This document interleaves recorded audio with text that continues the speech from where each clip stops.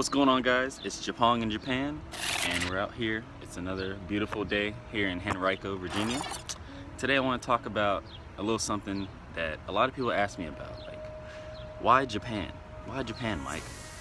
Well, it all started back in high school, which was 2003, 4, 5, and I happened to discover the idea that, well, my brother was downloading a song, a Japanese song, and he accidentally downloaded the video file, and it turns out that they had a music video.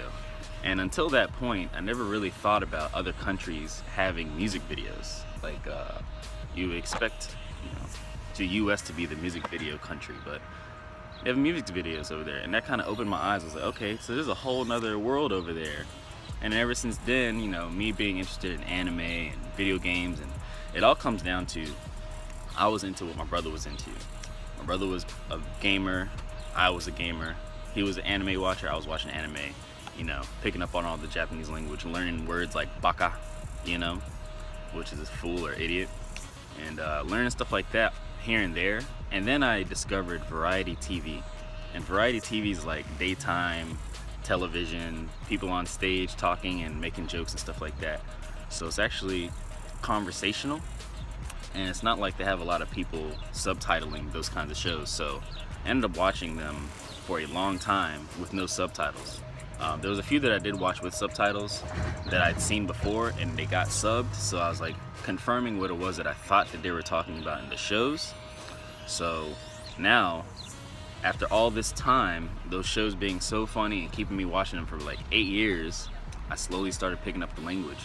On top of that, in high school, I took 1 year of the introductory class, which I aced, and I got an actual award for at the end of the year being the best Japanese student.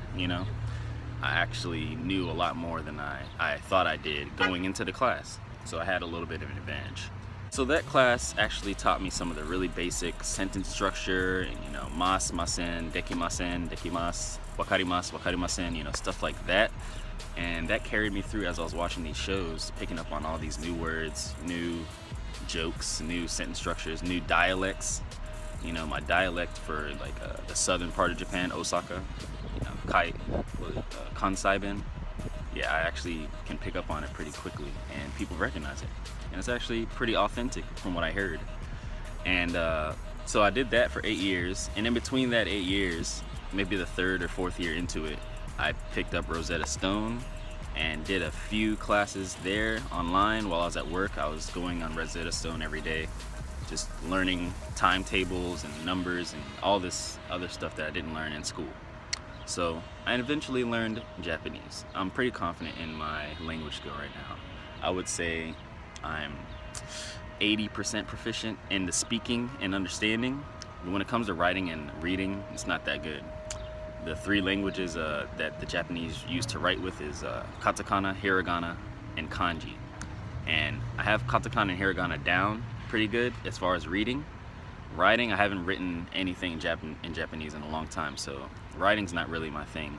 And then reading on top of that, I can read the hiragana and katakana, but I can't read the kanji 100%. I know some of the most basic kanji, like deguchi, ireguchi, haite, all that. Haite, irete, I don't know why I use that, but people that understand Japanese will get that joke. So yeah, that's kind of how I picked up Japanese and ended up wanting to go there for so long. Basically, right after high school, I was like, man, I need to go to Japan.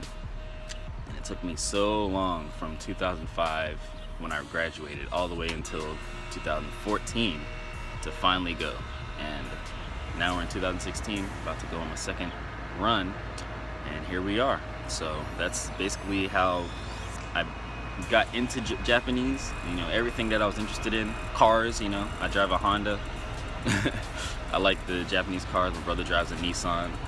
My brother drives a Nissan. Isn't that interesting? Anyway, yeah, that's the story of how I learned Japanese and got into it. So there you go. Hope you enjoyed the video. If you like it, please subscribe. I'm going to be doing these videos. I'm going to try and keep it up on the daily, because that's important for this kind of vlog to really go further than you expect it to. You want to be daily. People will pay more attention when it's daily. So stay tuned. You can follow me here or subscribe here. You can also follow my channels on Instagram, which are Mike Gia and Trap Anime. You can also follow me on Snapchat and Twitter. Those are Darkness. That's my original DJ name. It's always been Darkness, you know. At that time back in my life, it was, you know, you understand. But now I'm coming into the light. Well, thanks for watching, and see you in the next video.